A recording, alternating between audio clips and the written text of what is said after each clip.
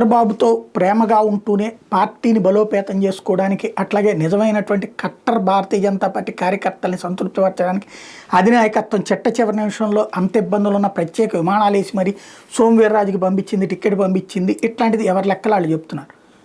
ఇవన్నీ పక్కన పెడితే అదొక ఆస్పెక్ట్ అయి ఉండొచ్చును, అది మనమే చెప్పుకున్నాం.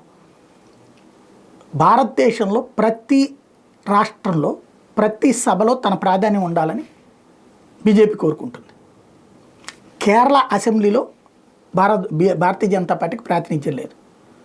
ఆంధ్రప్రదేశ్ మండలిలో భారతీయ జనతా పార్టీకి ప్రాతినిధ్యం లేదు. మిగతా అన్ని చోట్ల ఉంది, ఇంక్లూడింగ్ తమిళనాడు కూడా ఉంది. కాబట్టి ప్రాతినిధ్యం లేని చోట్ల ప్రాతినిధ్యం కోసం ఇప్పుడు కేరళలోనేమో ఎలాగైనా సరే గెలవాలి, అది ఇంకా ఇప్పుడు ప్రస్తుతం లేదు.